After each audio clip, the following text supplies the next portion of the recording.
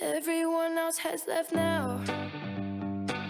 I bet that this got you stressed out. Wondering what can we do now? Maybe let it burn out. Where I can't feel my face. Lines twisted in weird ways.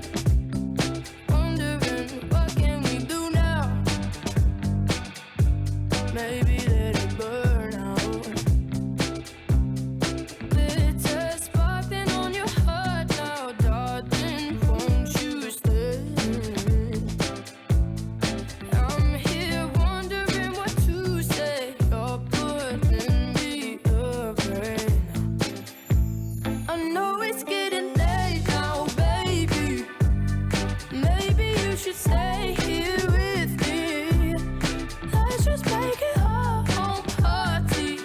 Stick together like glitter, glitter, glitter, glitter.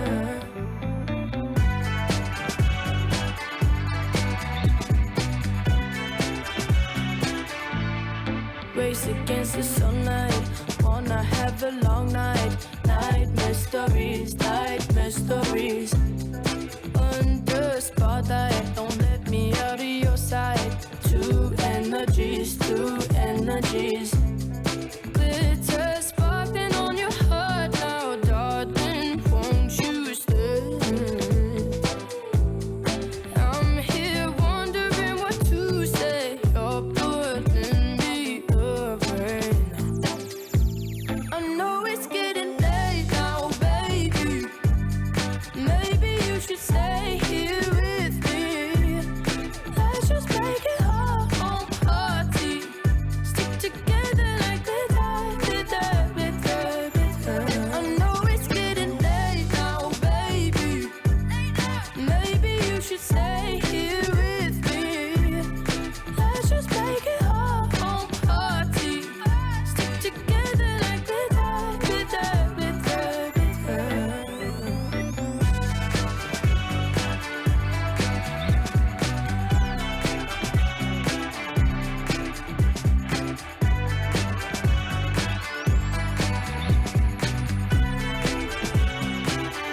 Everyone else has left now. I bet that this got you stressed out. Wondering what can we do now? Maybe let it burn out.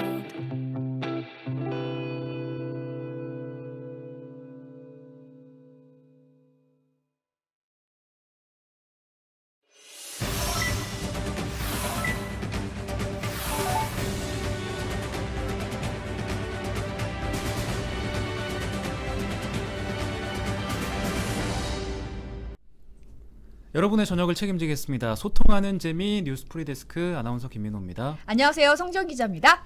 이번 주말에 올 가을 들어서 첫 한파주의보가 내린다고 합니다. 기상청에 따르면요, 토요일인 16일 오후부터 북쪽에서 찬 공기가 내려오기 시작하면서 일요일인 17일 아침 기온이 전날 대비 10도 이상 낮아지겠다면서 서울 등 전국 내륙 대부분 지역에 한파특보가 발효되는 곳이 있을 수도 있다고 합니다. 서울에 10월 중순에 한파특보가 내려진 거는 이 네. 한파 기준이 2004년에 도입됐는데 그 이후로 처음이래요.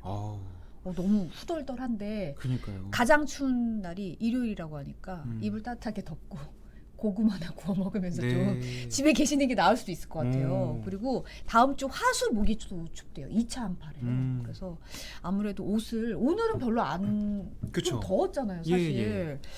그래서 옷 입기가 너무 힘든 것 같아요. 예. 일교차도 너무 심하고 보니까 저희 팀에서 낮 기준으로 옷을 입는 사람과 아침 저녁 기준으로 하는 사람들이 따로 있던데 너무 춥다가 덥다가 하니까 감기 걸리기 딱 좋은 계절인 것 같아요. 네.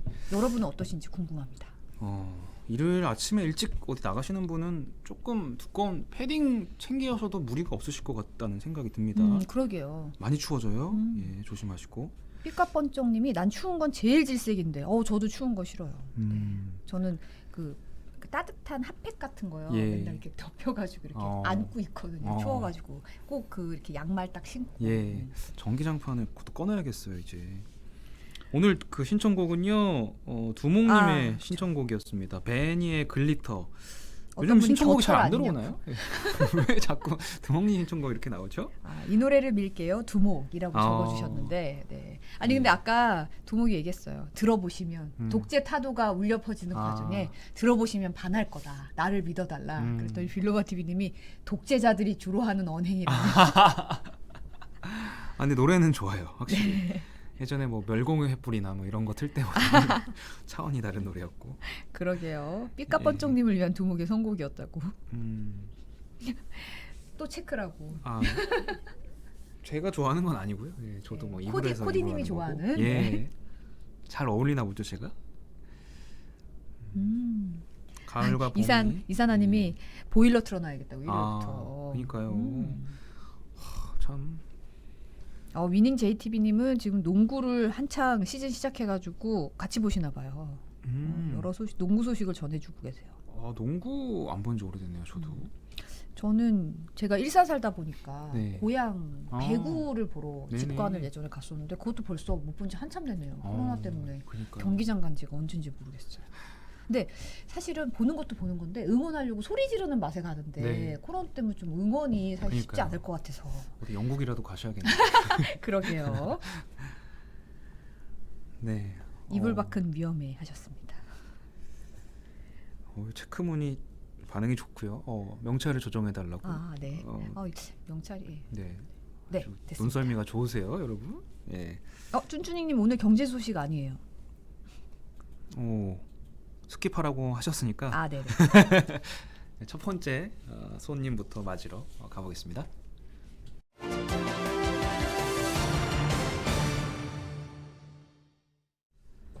오늘 프리초대석은 경제팀의 윤상문 기자가 오랜만에 나오셨습니다. 네, 안녕하십니까? 안녕하세요. 반갑습니다. 경제팀의 기자를 보신 게 경제 소식이기도 하고 네. 여러 플랫폼 노동 관련된 거니까 여러 가지 의미가 있긴 하네요. 네, 그렇죠. 근데 보니까 인권사회팀 때 네. 족발쥐 사건 때 출연하고 네. 정말 오랜만에 나오는 것 같아요. 거의 1년 좀 아직 안 된 것 같긴 한데 진짜 1년은 오랜만에. 안 됐고, 네. 네. 이쪽에 처음 오신 거죠? 이 스튜디오. 여기는 처음. 그럼 진짜 오래된 거예요. 지금 좀 네. 화사하게 나오는 게 느껴지나요? 네. 네, 원샷 카메라도 있어요. 나중에 원샷도. 네. 많이 원샷 한번 좋아졌습니다. 주시죠. 네. 지금 쑥스러워하시는데. 네. 원샷 받을 일이 별로 없어요. 네. 경제팀 간 지 얼마나 됐죠? 지금 한 4개월 정도 됐어요. 지금 담당으로 뭘 하고 있어요? 제가 이제 유통업계, IT 업계, 정부 부처로는 공정위, 개인정보보호위원회 이렇게 하는데요. 이게 교집합이 플랫폼 기업들이더라고요. 네. 그래서 쪽 많이 다루고 있습니다. 보통 유통이라 그러면 경제팀의 사건 기자잖아요, 원래. 네, 그렇죠. 뭐 많은 총을 맞는. 네. 바뀌었어요 좀. 어떻게요? 예전에는 이제 유통이 뭐 마트에서 어떤 뭐 트렌드나 물건 팔리는 거 이런 것들 많이 다뤘다고 하던데 요즘에는 이제 이 격변기라서 쿠팡 이렇게 생기잖아요. 네. 그렇죠? 온라인 쇼핑 이런 게 워낙 빠르게 생기다 보니까 그 변화를 막 취재할 게 많아진 거예요. 그런 면에서 이 인권사회팀 있을 때랑 지금 경제팀 비교하면은 그 팀마다 사실 근무 여건이 다르다고 제가 알고 있는데 좀 어떻게 바빠지셨나요? 아니면 조금 더 여유가 생기셨나요? 여유는 생겼습니다. 약간 웃으면서. 네. 이 인권사회팀에 있을 때는 그날 하루하루 예측을 못했거든요. 그래서 뭘 약속도 못 잡고 갑자기 뭐 터지면 바로 현장 가야 되고 이럴 일이 진짜 많았다면 경제팀에서는 일주일에 일정이 좀 나와 있어요. 그래서 대신에 이제 좀 더 공부해야 될 건 많아진 것 같아요. 장단점이 있군요. 그래도 좀 예측 가능한 삶을 살 수 있는 게 좀 도움이 되는 것 같긴 하네요. 근데 최근에 이제 쿠팡의 야간 노동 실태를 심층 취재 시리즈로 다뤘었잖아요. 네. 오늘은 좀 이 얘기 해보려고 하는데 팀장님이 엄청 애정을 갖고 있는 아이템이더라고요. 맞습니다. 이거다. 경제팀에서 밀고 있는 아이템이다. 네. 어떻게 시작하게 된 거예요? 저희가 이제 쿠팡의 노동 환경은 계속 다뤄왔거든요. 그런데 이제 이번에는 야간 노동을 좀 더 집중을 해보자 이렇게 이야기를 했는데 왜냐하면 최근에 지난해 5월부터 8개월 동안 3분이 이제 물류센터에서 돌아가셨는데 이분들의 공통점이 다 심야 노동을 하고 난 뒤에 돌아가셨더라고요. 그래서 이게 도대체 어떤 환경이길래 뭐 이런 생각에서 이제 야간 노동을 취재를 하게 됐습니다. 네. 쿠팡에서 쿠팡의 야간 노동이 좀 다른 것과 다른 거죠? 네, 쿠팡이 근데 사실은 야간 노동 익숙하시잖아요. 다들 뭐 밤에 일하니까. 근데 보통은 교대제로 근무를 하거나 아니면은 야간에 일을 해도 뭐 경비 뭐 이런 건 지켜보는 업무잖아요. 근데 쿠팡에서는 육체 노동을 야간에 하는데 일주일에 4, 5일씩 하거든요. 교대도 없이. 네, 교대 없이 야간 전담 노동하는 건데 이런 노동은 없었습니다. 네. 네. 실제로 근무가 지금 어떻게 이루어지고 있는지 관련 리포트 영상에 담아왔거든요. 함께 보시고 이야기 더 나눠보겠습니다. 네. 지난해 10월 쿠팡 물류센터 일용직 노동자 28살 장덕준 씨가 돌연사했습니다. 밤새 일하고 새벽 6시쯤 퇴근한 직후였습니다. 덕준이가 쫓겨 보내라 해갖고 내가 들어갔어요. 문을 열고 들어가니까 물도 없고 욕조에 그냥 이렇게 엎드려 있더라고요. 욕조가. 사인은 급성 심근경색. 지난해 이후 이렇게 심혈관 질환으로 돌연사한 쿠팡 야간 노동자는 3명입니다. 쿠팡 물류센터 한 곳의 근무표입니다. 야간조는 밤 10시부터 새벽 7시까지 9시간 동안 밤을 꼬박 셉니다. 일주일에 나흘 연속 또는 닷새 연속이라고 이틀을 쉽니다. 중간에 휴식 시간은 1시간입니다. 밤낮을 완전히 바꿔 일하는데도 주간 노동자의 근무와 별 차이가 없습니다.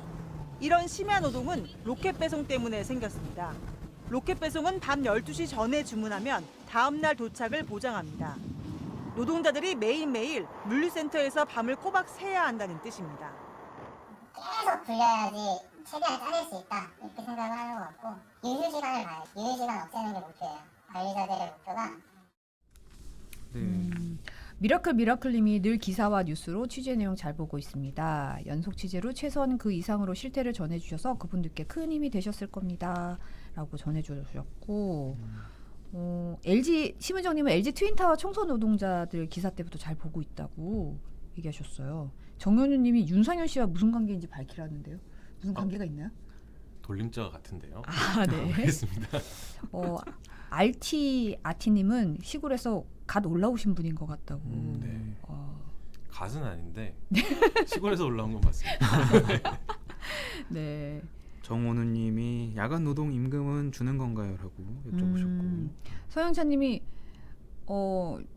널널해졌다 그러는데 느긋해진 건 아니고요. 인권사회팀보다는 좀 예측 가능한 삶을 산다는 얘기죠. 네, 인권사회팀 보고 있을 텐데. 네. 네.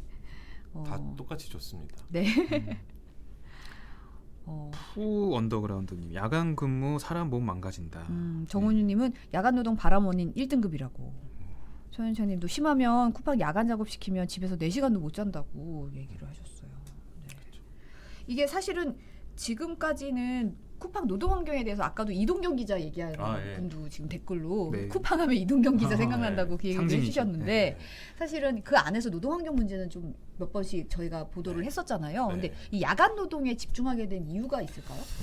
어떻게 보면 저희가 좀 놓치고 있었던 것 같아요. 왜냐하면 쿠팡 전체적인 주간 노동, 야간 노동 할 것 없이 열악한 노동 환경이 이제 주목을 먼저 받았었던 것 같고, 물론 그게 더 중요했으니까 그랬던 것 같은데, 이제 그거를 이제 한편으로 놓치고 있었던 이유는 뭐냐면 이런 종류의 노동이 새로 나왔구나라는 거를 잘 모르고 있었던 거죠. 네. 어떻게 보면 누구도. 근데 이제 요거 좀 계기가 있었어요. 네네. 그 쿠팡의 이 고용 규모가 3위거든요. 우리나라에서 굉장히 많은 고용을 하고 있는데 이 중에 이런 일자리가 늘어난다는 건데, 문제는 이게 더 확대가 된다는 거예요. 왜냐하면 대형 마트들, 뭐 이마트 이런 데들도 쿠팡 따라잡으려고 하잖아요. 그렇죠. 그러면 이제 똑같이 로켓 배송, 새벽 배송 해야 될 텐데 지금 결정적인 규제가 하나 있거든요. 이게 뭐냐면 마트에서 새벽에 영업을 못 하잖아요. 아, 그렇죠. 네. 골목 상권 침해 뭐 이런 네. 이슈 때문에. 그래서 이걸 계속 풀어달라고 요구를 하고 있어요, 국회에. 이거 보다가 이제 그 법 조항을 찾아봤는데 거기에 노동자 건강권 이렇게 써 있더라고요. 네. 그래서 10년 전에 보니까 그때도 심야 영업 때문에 이제 마트 노동자들이 뭐 시위도 하고 뭐 이랬었거든요. 근데 이게 너무 잊혀졌던 것 같아요. 그런 면에서. 네. 그리고 좀 쿠팡이 IT 기술 이용해서 아까도 뭐 유휴 시간을 없애는 게 목표라고 했는데 굉장히 정밀하게 좀 관리를 하잖아요. 그렇죠. 타이트하게. 네. 좀 그런 것들도 좀 법정 휴게 시간만 딱 주고 좀 네. 어떻게 보면은 체계 뭐라 그래야 되죠? 너무 좀 그러니까 뭐라고 얘기해야 될까요? 이게 이걸? 제가 그거 항상 생각하는데 사람을 로봇처럼 쓰는 것 같아요. 그러니까 PDA를 하나 주거든요. 물리센터 네네. 들어가면 그럼 그거 가지고 이제 일 처리할 때마다 찍고 처리하는데 그게 이제 실시간으로 기록이 되는 거예요. 그럼 내가 한 시간에 얼마나 처리하는지가 계속 집계가 되고 그러면은 일을 안 하고 있으면은 이게 관리판에 뜬대요. 그러면 누가 와서 쉬고 있지 말아라, 다시 일해라 이런 식으로 관리가 되는 건데 너무 압박이죠 사실은. 근데 더 큰 문제는 이 기준치가 있는데 이게 계속 올라가고 있다는 거. 전체 처리 속도를 관리하는 게 더 기준이 계속 네. 상향되고 있고 그러니까 할만하면 올라가고 할만하면 올라가고. 그냥 내 작업 속도에 맞추는 게 잘 쉽지가 않군요. 네. 더 해야 될 수밖에 없는 상황이군요. 네. 그 보도국 기자들도 일하실 때 근무 같을 때 이제 밤을 꼴딱 새는 경우가 많이 있으시잖아요. 네. 그때 밤 새면 어떤가요, 보통? 제가 건강 상태가? 그저께 야근했거든요. 너무 힘들었어요. 그날 저기 김만배 씨 네. 조사 받으러 와가지고 네네. 새벽에 그거 갔다 왔는데 아. 일단 그렇게 일하고 나면 일단 잠을 잘 못 자고 그리고 저희도 뭐 야근하면서 뭐 무슨 일 있나 가만히 기다리는 게 아니라 뭐 일은 계속 나잖아요. 그렇죠. 새벽에. 네네. 그래서 진짜 한숨도 못 쉬고 일을 하고 나면은 다음 날 이제 한 3-4시간밖에 못 자고 일어나서 계속 뭐 입술 마르고 피곤하고 일단 기분이 안 좋아요.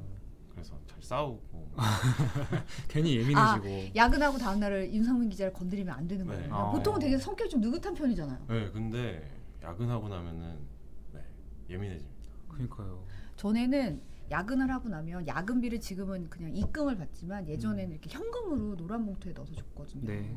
그럼 이렇게 그 돈을 보고 있으면 내가 이렇게 약간 피판돈 같고 이게 나의 막 이렇게 피 같고 약간 이런 느낌이 좀 있었던 것 같아요. 네. 그리고 예전에 사실 지금은 야근자들은 저희 같은 경우는 이제 주간 근무를 웬만하면 좀 안 시키고 뭐 저녁에 출근해서 야근만 하고 보낸다든지 이런 식으로 좀 근무 여건이 되고 있는데 예전에 일 다 하고 야근하고 맞아요. 들어가는 시스템이었거든요. 저도 해봤습니다. 그건 살인적이죠. 아니었어요. 살인적이죠. 네, 30시간 근무했거든요. 아침에 이제 어느 팀장입니까? 그날 네네. 누가 건드렸으면 정말 큰일 날 뻔했군요. 그렇네요. 그날은 그날 이렇게 일하고 밤새 일했는데 그날 폭우가 오는 날이었는데 비가 너무 많이 왔는데 그 현장을 놓친 거예요. 그래서 아침에 난리가 나가지고 일단 빨리 가라고. 그래서 아이고 예. 아이고, 이렇게 네. 뭐 가끔 야근해도 힘들고 기분도 안 좋고 그런데 이렇게 며칠씩 연속 근무하시는 분들은 진짜 건강 상태가 이미 좀 많이 안 좋아지셨을 것 같긴 해요. 네. 총총님이 잠 못 자고 취재 나가시느라 항상 기자들이 화가 나 있었군요. 조금 이해가 간다고 얘기를 하셨는데 푸 언더그라운드님은 화가 막 나셨어요. 사무실에서 일하는 사람은 절대 이해 못할 거라고 얘기를 하셨는데 이게 아무래도 육체 노동이니까 더 힘드실 거 아니에요, 그렇죠? 그렇죠. 실제로 뭐라고 말씀을 하시던가요, 인터뷰에서 노동자들이? 뭐 일단은 수면 장애는 공통적으로 호소하시고요. 그다음에 그 얘기는 처음 들었어요. 병원을 갔는데, 그러니까 그분들이 기본적으로 쿠팡에서 일하시는 분들은 근골격계 질환들은 다 가지고 계세요. 그렇죠. 육체 노동 하시는 분들은 사실 쿠팡 노동자뿐만 아니라 사실은 다 네, 갖고 다 계실 거 가지고 아니에요. 계시는데 네. 병원을 갔는데 이게 왜 이렇게 안 낫냐 했더니 햇빛을 보고 좀 해야 이게 염증이 낫는데 밤에만 일하니까 더 더디게 낫는다. 뭐 이런 얘기도 들었다고 하고, 그리고 기본적으로 역류성 식도염들 가질 확률이 되게 높아요. 왜요? 왜냐하면 일 끝나고 이제 출출하잖아요. 그렇죠. 먹잖아요. 네. 근데 졸리니까 바로 자요. 자야죠. 네. 그러면은 그게 생길 수밖에 없어요. 그러네요. 그리고 야간 노동 하시는 분들 중에서 또 헛헛하니까 들어가서 술 한잔 하시고 이런 분들도 몸에 완전히 악이죠, 그러면. 네. 술 드시고 이러니까 예. 더 안 좋고. 네. 또 뭐 하루가 아니라 계속적으로 이제 뭐 지친 날이 반복되니까 계속 마실 수밖에 없고 뭐 이런 상황도 있을 것 같고요. 네. 그럼 영상을 잠깐 야간 노동 문제가 얼마나 몸에 무리를 주는지 저희가 영상 준비했는데 잠깐 리포트 영상 보시죠. MBC는 쿠팡 물류센터 노동조합, 연세대 의과대학 연구팀과 함께 이들의 건강 상태를 점검했습니다. 야간조 노동자들에게 장비를 달아 이들의 심박수를 24시간 측정했습니다. 먼저 일하는 9시간 동안 평균 심박수. 가장 높게 올라간 날은 평균 97, 104, 그리고 112였습니다. 일하는 9시간 내내 계속 빠르게 걷는 수준입니다. 이건 평균일 뿐이고 순간 최고 심박수는 120을 넘기기도 했습니다. 하지만 진짜 문제는 따로 있습니다. 야간 노동이 끝나고 잠잘 때 심박수입니다. 건강한 사람은 잠잘 때 심박수가 일정하고 낮게 유지됩니다. 휴식으로 몸을 회복하는 겁니다. 하지만 이들은 달랐습니다. 연 이틀 쉬고 난 뒤 잠잘 때 심박수는 45 정도였습니다. 그런데 야간 노동이 연일 누적되자 심박수가 59까지 올라갔습니다. 잠을 자는 것 같지만 실제로는 몸이 쉬지 못하고 있다는 뜻입니다. 밤에 이렇게 근무를 한 다음에 쉬는 날도 몸은 일하고 있구나, 이런 상황입니다. 주무실 때도 온전히 회복이 되지 않으니 사실 과로가 누적되고 있다. 특히 이미 치솟은 잠잘 때 심박수가 하루 쉬었는데도 떨어지지 않은 날도 있었습니다.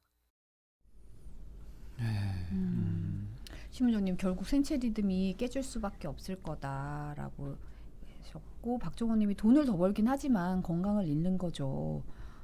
정현님, 저거 봤는데 주무셔도 쉬는 게 아니니 어떻게 릴렉스해지기가 힘들 것 같다 얘기를 하셨고,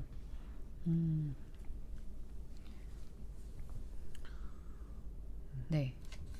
네, 삐까번쩍님이 저기서 20%만 노동 강도 약하게 해주자 이런 말도 하셨고, 무무구님이 사무직으로 쿠팡에서 일한 적이 있는데 그때 화장실 가는 시간도 체크를 하고 가셨다고 댓글로 얘기를 해주셨어요. 근데 저게 사실은 정리를 해보면 겉으로 자는 건데 몸은 잔다고 인식을 안 하고 있다는 거잖아요. 네. 그냥 일할 때랑 똑같이 네. 이제 심박수가 올라가고 있고 떨어지지가 않는다는 거죠. 이러면 어떤 부작용이 있는 거예요, 구체적으로?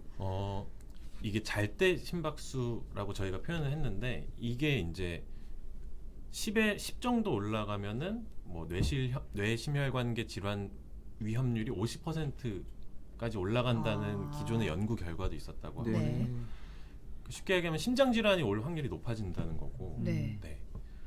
상당히 위험한 거죠.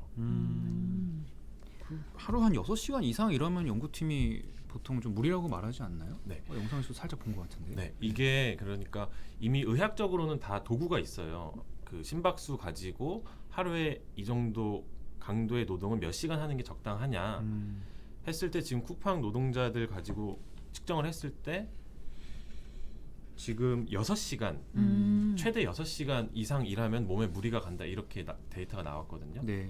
근데 실제로는 뭐 8시간 9시간씩 일을 하고 계신 거고, 근데 이 수치가 지금 와닿지가 않으실 것 같은데 예전에 그 택배 노동자분들 그쵸. 낮에 일할 때 한번 측정한 적도 있는데 조금 이제 오차는 있을 수는 있는데 이분들보다도 낮게 나왔어요. 그러니까 안 좋게 나왔어요. 근데 저는 이제 의학적으로는 그렇고 법적으로 좀 따져봤을 때 이게 실제로 그렇게 해도 법적으로 문제가 없는 건지 이것도 좀 궁금하거든요. 네. 저도 그게 궁금하더라고요. 네. 이게 어떻게 가능하지? 매일 이렇게 육체 노동을 밤새 하는 거를 매일 이렇게 1년, 2년, 3년 이렇게 하는 게 어떻게 가능하지? 찾아봤는데 없어요. 법이 없고. 법적으로 제한이 없어요? 네, 전혀 없고, 다만 이제 하나 있는 거는 특수 건강 검진 하게 돼 있는데 이건 그냥 검진하는 거잖아요. 네네. 그러니까 이 노동 강도에 대한 규정이나 뭐 연속 며칠 이런 게 전혀 없고, 다만 그게 있어요. 교대 근무제는 네. 지금까지 있었던 노동 형태잖아요. 네. 여기에 대한 지침은 있거든요. 이 지침은 연속 3일 이상을 일하면 안 된다, 이렇게 돼 있거든요. 근데 이걸 제가 물어봤어요, 노동부에. 네. 이거 적용 안 되냐 그랬더니 이건 교대 근무제에 적용되는 거라서 연속 야간 근무에는 또 따져봐야 된다, 이렇게 이야기를 하더라고요. 네. 자, 지침이 없을 줄은 몰랐네요. 뭔가 그래도 조치가 있었을 것 같았는데. 그러니까요. 이게 근데 사실 이게 아까도 뭐 쿠팡식 심야 노동 이런 얘기가 사실 뭐 그 뉴스 나간 클립의 댓글에도 보면 이런 식이 쿠팡이라서 뭐 얘기가 된 거지 중소기업이라든지 작은 노동 현장에서는 없었던 건 아니다라는 댓글의 지적도 있긴 있었거든요. 근데 문제가 사실 저희가 단순히 쿠팡만의 문제가 아니라 이제 아까도 언급했지만 이제 심야 노동 다른 데서도 확대하고 싶어하고 네. 마트 이런 데서도 더 진출하고 싶어하고 그래서 법안도 막 만들어지고 하고 있어서 네. 여기에 대해서 저희가 지침이 없고 법이 없다는 게 좀 네. 문제가 될 수 있는 소지가 있는 거잖아요. 네, 그렇죠. 어. 그러니까 기업 입장에서는 24시간 당연히 공장 돌리고 싶고 당연히 일 시키고 싶을 텐데 더 그래야 이익이 나고 네. 그다음에 더 큰 문제는 이 물류센터 진짜 고용 많이 하잖아요. 그렇죠. 근데 로켓 배송, 새벽 배송 이런 게 확대가 되면서 이제 쿠팡만 아니고 신세계 그러니까 쓱닷컴이죠. 네. 그쵸. 여기도 지금 새벽 노동 연속으로 하는 일자리가 생기고 있고 이게 확대가 되고 있기 때문에 여기에 대한 좀 더 논의가 필요하다라는 생각이 있고 그 다음에 기존에는 이 정도 일자리는 없었던 것 같아요. 제가 보도하고도 뭐 메일도 받고 했어요. 그러면은 실제로 연속으로 야간에만 일하시는 분들이 없진 않았어요. 근데 이 정도 노동 강도로 일하시는 분들은 그렇게 많지는 않았던 것 같아요. 물론 그분들 문제도 당연히 바뀌어야 되는 문제라고 생각합니다. 네. 네. SH류님이 근무 환경도 문제일 겁니다. 먼지, 소음, 위생, 안전 다 빼놓지 말고 확인해야 된다 말씀해 주셨어요. 네. 네. 마중물님이 동군포 물류도크 가보시면 전부 야간 근무자뿐입니다라고 얘기를 하셨어요. 네. 아유. 이사나님도 하루 이틀도 아니고 불면증에 시달리고 괴로울 수 있다고 얘기를 하셨는데 어떤 분들은 이렇게도 말씀하실 수 있을 것 같아요. 야간 근무 본인들이 돈 더 벌기 위해서 자발적으로 선택한 거 아니냐. 그거 가지고 뭐라 하면 되냐 이렇게 반응하시는 분도 있을 것 같거든요. 댓글로도 그런 지적이 좀 있었어요. 예. 누가 억지로 시킨 거 아니고 그런 댓글이 좀 있었거든요. 거기서는 네 어떻게 보세요? 그러니까 지금 요즘 시대에 강제로 노동을 시키는 거는 이거는 그냥 너무 명백한 범죄고 그쵸. 당장 형사처벌 받는 문제고요. 그런 기업은 사실 없죠. 뭐 강제로 어떻게 시킵니까? 근데 이제 저 댓글로도 그런 걸 많이 접했거든요. 이분들 선택한 거 아니냐. 맞아요. 이분들 선택한 건 맞는데 두 가지 문제가 있는 것 같아요. 첫 번째는 그 위험성을 과소평가할 수밖에 없는 것. 왜냐하면 당장 느끼는 거는 역류성 식도염, 수면장애 뭐 이런 것들인데 이런 건 아세요. 네. 그렇지만 내가 50% 임금 더 받을 수 있으니까 어쩔 수 없이 선택을 하시는 부분인데 이 심장병 네. 갑자기 이렇게 돌연사 하시고 이런 질환들은 10년, 20년 뒤에 증상이 나타나거든요. 네. 근데 증상이 나타나면 이미 늦었대요. 근데 이거는 예측하기 어렵고 이게 나중에 결국에는 사회적 비용으로 돌아온다는 점이 좀 문제 같고요.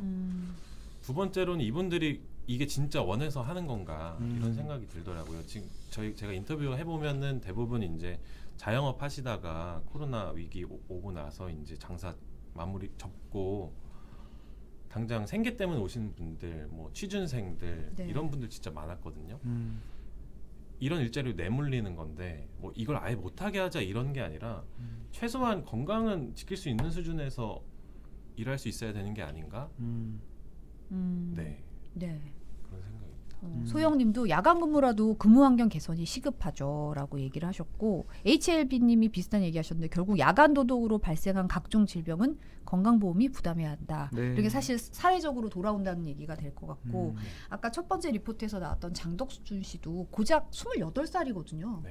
28살이 돌연사 그것도 심혈관 질환으로 돌연사한다는 거 사실 상상하기 힘든 네. 경우고 이렇게 과로가 그런 위험성에 대해서 이 정도에서 이렇게 돈을 버니까 내가 이거 감수해야 되지 생각했지만 자기 목숨을 걸고 감수할 정도라고는 그렇죠. 생각할 수가 없잖아요. 네. 그런 부분에서 시스템적으로 우리가 노동자들을 보호할 수 있는 거는 네. 저희 언론이 해야 되는 일이 아니라는 생각이 네. 좀 들기는 해요. 댓글로도 지적을 많이 하고 계시지만 HS 최님도 같은 생각입니다. 사회적 비용이 더 듭니다. 네, 다들 공감해 주시고 함께 생각해주고 계시네요. 정희님이 사람을 사지로 몰아서 죽게 만드는 건 없애야 한다 이런 얘기도 하셨고 네. 네. 알멘티아티님은 회사가 알아서 초과 근무하면 경고를 해줘야 할 의무가 있다. 자, 야근 계속 나오는 문제지만 안타깝습니다. 네. 예. 유상부 기자가 취재하면서 계속 고민을 좀 했을 것 같은데 네. 어떻게 이 문제를 좀 풀 수 있을까요? 우리가 이제 늘 얘기하지만 그러면 어떻게 해결해? 대안은 뭐야? 이런 얘기 많이 하는데 어때요? 뭐 교대제 근무나 이런 여러 가지 얘기 많이 나오는데 제일 중요한 거는 거기서 일하시는 분들의 의견인 것 같아요.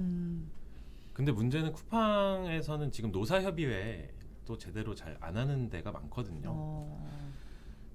그분들 목소리 더 듣는 게 제일 중요한 것 같습니다. 네. 어떻게 하면 이 부분을 좀 해야 된다 네. 이런 부분이. 노사협의가 아직 제대로 안 되고 있군요. 하는 데 있고 안 하는 데 있는데 뭐 네. 물류센터나 그런 뭐 네, 지구마다 물류센터별로. 달라요. 네.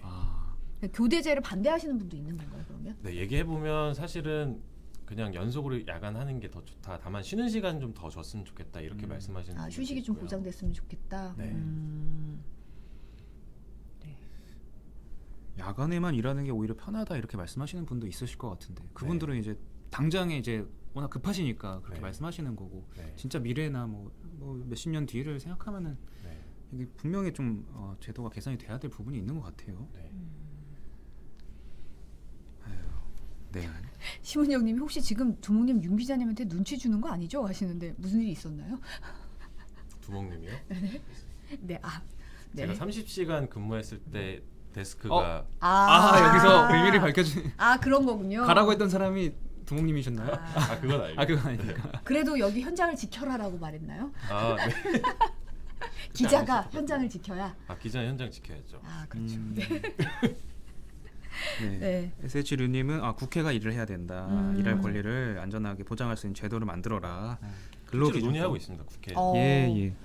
논의만 하지 말고 좀 뭔가 가시적인 결과물이 좀 있었으면 좋겠네요. 예. 네. 경제팀으로 옮겨서 또 새로운 주제로 오늘 프리데스크와 함께 해주셨던 윤상문 기자였습니다. 네. 나오셔서 감사합니다. 네, 오늘 감사합니다. 고맙습니다.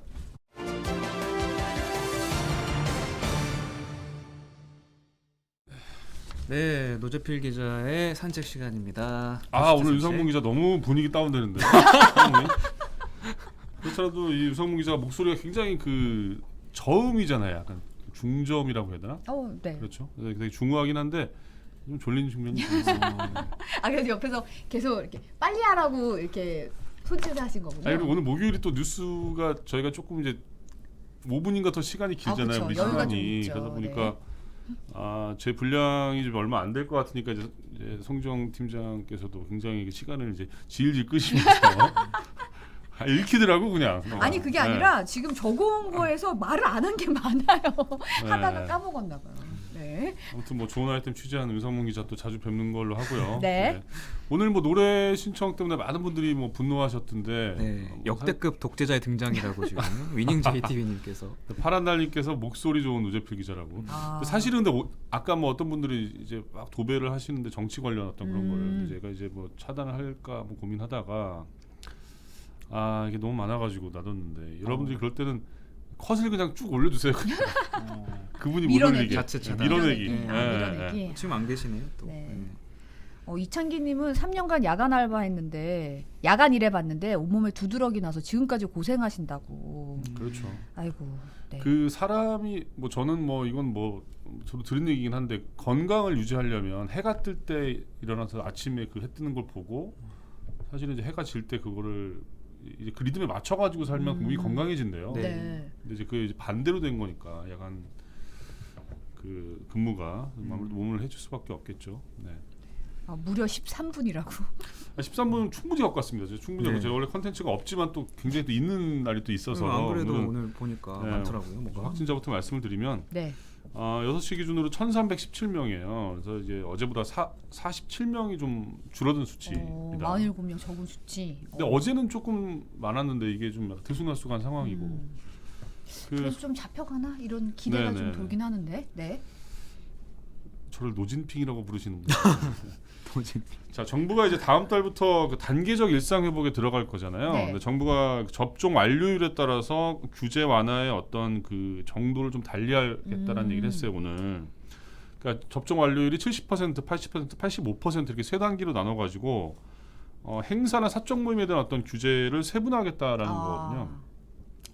근데 이론적으로는 85%가 접종이 완료가 되면 마스크나 영업 금지 없이도 델타 변이 같은 거에 대한 차단이 가능하다는 거예요. 왜 그러냐면 이제 백신을 맞는 게 사실은 이제 거리두기가 사실 거리두기잖아요. 그렇죠. 이 백신의 접종이 높은 게 그래서 뭐 그런 얘기를 하고 있는데 아마 이제 접종률이 조금 이제 뭐 많이 높아지고 있지만 아직까지 안 받으신 분들에 대해서 좀 독려하는 어떤 그런 의미도 있는 것 같고 네. 그 뭐 다음 주부터 이제 새로운 거리두기가 적용이 되는데 수도권에서는 사적 모임이 아마 8명까지 허용이 될 가능성이 있다고 합니다. 근데 8명인데 6명은 백신 접종을 완료해야 돼요. 그러니까 미접종자는 2명으로 제한이 되는 거죠. 미접종자 네네. 2명에 6명을 붙일 수 있다. 그렇죠, 그렇죠. 내일 오전에 발표한다고 합니다. 네. 좀 봐야겠네요. 지금 뭐 노정은 주석도 나오고 지금 뭐 사막의 호랑이님이 두목님 메이크업이 거의 위장크림 바른 수준이래요. 위장크림이죠. 제가 발라요, 제가. 어제부터 네. 관련된 그 앞에 있는 이야기. 그 올땡용에서 사갖고 제가 바르고 있죠. 코코동절님이 나는 왜 차단했어 그럼? 이라고. 정말 죄송해요. 제가 그 오프라인에서 한번 뵙고 사죄를 한번 정식으로 한번 드리고 싶은 분이 사실 코코등절이거든요. 네. 네. 전화 통화라도 한번 전화 하시죠. 통화보다는 좀 직접 찾아뵙는 게 어떨까. 네. 언제 한번 연락 주시고 오시면 제가 커피 한 잔 모시겠습니다. 네. 자, 오늘 또 중요한 기사가 하나 나왔어요. 그 윤석열 전 검찰총장이 정직 2개월의 징계를 받았잖아요. 네. 그러니까 이게 부당하다고 이제 소송을 제기했는데 네. 오늘 법원에서는 징계가 정당하다라고 이제 얘기했습니다. 그 징계 사유가 당시 3가지였거든요. 그 이제 판사들의 개인 정보를 담은 일종의 판사 사찰 문건 작성한 네. 거, 그다음에 채널 A 사건의 감찰과 수사를 방해한 거, 그다음에 국감장에서 정치적인 어떤 발언을 해서 검찰의 중립성을 훼손한 거, 이 3가지였는데 법원에서는 3번째 빼고 첫 번째랑 2번째는 다 인정이 된다고 했어요. 그리고 뭐라고 그랬냐면 면직도 가능한 수준이다. 정직 2개월은 징계가 좀 가볍다. 뭐 이런 얘기까지 좀 세게 얘기했습니다. 네. 그래서 뭐 윤 전 총장 측 같은 경우는 뭐 즉각 뭐 항소하겠다고 얘기를 했고, 뭐 추미애 전 장관 같은 경우는 정계를 떠나야 된다 이 정도면 뭐 이렇게 얘기를 해서 지금 논란이 되고 있죠. 자, 그다음에 이제 화천대유 김만배 씨가 오늘 이제 영장 실질 심사를 했어요. 그래서 오전에 2시간 반 동안 했고, 네. 지금은 아마 이제 보통 이제 끝나면은 경찰서나 이제 구치소에는 대기를 하거든요. 그렇죠. 대기를 하고 있다가 구속 결정이 나면 그냥 거기서 곧바로 구속이 되는 거고, 아니면 이제 나오게 되는 건데, 뭐 아마 뭐 초조한 시간을 보내고 있겠죠. 그래서 오늘 밤이나 뭐 저녁 늦게쯤 나오지 않을까 생각이 들고, 오늘 이제 그 신문에 앞서 취재진을 만나서 이제 얘기를 했는데 혐의를 전면 부인했어요. 네. 그리고 그분은 없다. 그분은 없다. 그리고 이재명 지사를 한 번 인터뷰 때문에 만나긴 했는데 뭐 특별한 사이가 아니다. 이렇게 이제 다 부인을 했습니다. 지금 뭐 약간 이제 진영이 지금 뭐 많은 분석 기사들이 나오고 있는데, 남욱 변호사가 이제 언론에 등장을 하면서 약간의 구도가 지금 남욱하고 정영학 변호사, 네. 이렇게 네, 요 팀과 요 팀. 김만배, 유동규 요 팀 이렇게 약간 좀 나눠져 있는 것 같아요. 약간 진술이 엇갈리죠. 네, 엇갈리면서 뭔가 좀 이게 진실이 과연 무엇일까라는 어떤 그런 의문점을 더 이렇게 증폭시키고 있는데, 오늘 같은 경우는 그 신문에서 검찰이 그 정영학 회계사의 녹취 파일을 틀려고 했는데 이게 저지를 당했어요. 왜 저지를 당했냐면 이제 변호인 측에서 김한배 씨 변호인 측에서 그 증거 능력이 확인되지도 않은 파일을 틀면 어떡하냐. 그래서 이제 이의를 제기했기 때문이라고 합니다. 네. 자, 그다음에 국민의힘이 지금 대선 경선을 하고 있는데, 어제 그 윤석열 전 총장의 발언 때문에 아주 그냥 난리가 났어요 지금. 네. 발언 수위가 세더라고요. 네네. 네. 뭐라고 했습니까? 정신머리부터 바꿔야 된다. 이럴 거면 당 해체해야 된다. 뭐 이런 얘기를 했는데, 당 해체. 이게 사실 왜 나온 얘기냐면 이제 홍준표 후보나 유승민 후보가 그 고발사주 의혹에 어떤 관련이 돼 있는 윤석열 전 총장을 공격하기 위해서 이제 대장동 사태랑 비유를 했는데, 어디 그렇게 나를 이렇게 비유하냐 이러면서 정신머리부터 바꿔라 이런 얘기를 한 거예요. 근데 이제 오늘 이제 홍준표, 유승민 두 후보 같은 경우는 굉장히 발끈해가지고 눈에 뵈는 게 없냐, 어디 지금 당에 온 지 몇 달도 안 된 사람이 서로 화가 났군요. 이렇게 하냐 뭐 이러면서 네. 이제 그렇죠. 네. 그 홍준표 후보 같은 경우는 못된 버르장머리를 고쳐야 된다 그래가지고 진짜 이 동네가 지금 요새 뭐 어차피 여기 끝났으니까 이쪽은. 근데 여기 그 국민의힘 같은 경우는 이 말의 어떤 그 이 뭐라 향연 좀 웃기고 뭐라고 해야 됩니까? 온갖 머리가 다 나와요. 온갖 머리가 다 아주 치열해요. 치열한데 지금 댓글로도 어느 분이 아무 말 대잔치 하셨는데 언어가 이 수위가 굉장히 세더라고요. 근데 윤석열 후보가 오늘 이제 해명을 했어요. 해명을 했는데 이제 약간 잘하라는 거였다 이거는. 그래서 검사한테 야 임마 너 그것도 못 밝히면 네가 검사 때려쳐. 그럼 이게 진짜 때려치라는 얘기냐. 당 해체하라는 게 진짜 해체하라는 얘기냐. 이러면서 그것도 좀 재밌는 어떤 재밌죠. 그러니까 재밌고 내일 참고로 말씀드리면 저희가 이제 뉴스가 7시에 하는데 끝나고 나서 곧바로 이제 그 국민의힘 대선 경선 주자들의 토론회가 있는데 내일부터 1대1 토론을 한다고 그래요. 제가 보기 내일 엄청난 어떤 장난 아니겠네요. 또 말들이 또 오가지 않을까. 1대1 토론 좀 재밌겠네요. 근데 어차피 지금 4명이서 해도 1대1 토론처럼 이렇게 뭔가가 이렇게 오가고 있긴 지금 약간 해요. 2대2 싸움 비슷하게 되고 있는 거 아니에요 지금? 그렇죠. 저 홍유 그다음에 이쪽에 좀 뭡니까 원윤원 이렇게 약간 그렇게 되는 경우도 있는 것 같고. 원희룡 후보는 전번에 이제 정책 보고 아니냐고 공약 보고 아니냐고 일가를 했죠. 그렇죠. 또 뭐 스님 얘기도 나오고 뭐.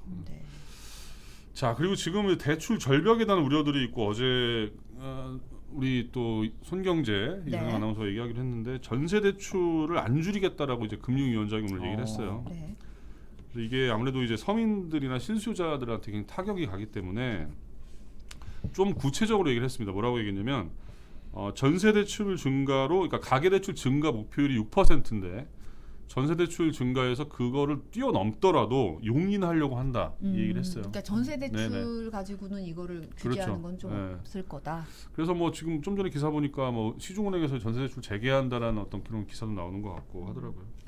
전세 대출 때문에 너무 피해 보시는 분들이 많으니까요. 그렇죠. 삶과 연관된 거라서 이거는 진짜.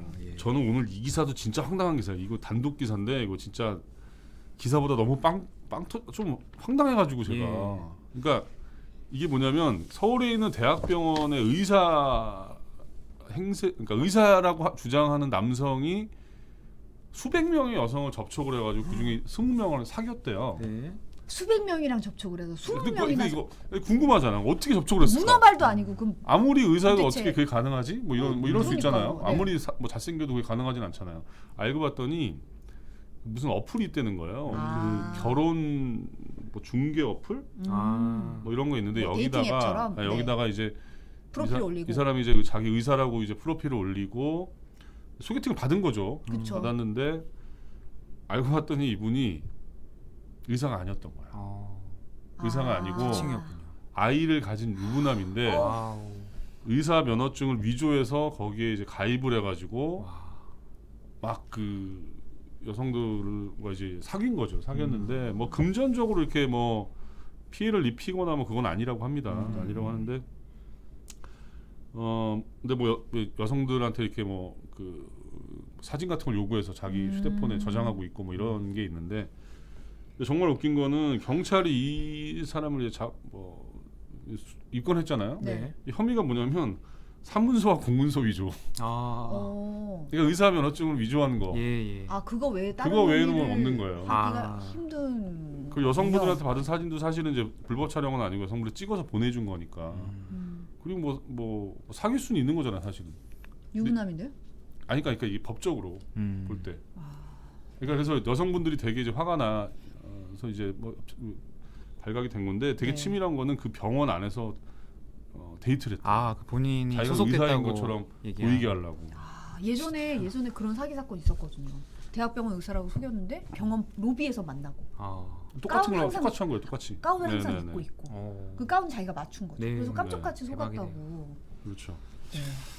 아무튼 좀 뭐 황당한 뉴스인데 저희가 뭐 이런 뉴스만 있는 건 아니고 이제 다른 뉴스도 있는데 뭐 세상에 이런 일이 같은 뉴스도 가끔 보여드리고 뭐 이런 차원에서 오늘 준비한 것 같습니다. 그다음에 노르웨이에서 그 한 소도시에서 그 화살 한 남성이 시민들을 상대로 화살을 막 쏜 거예요.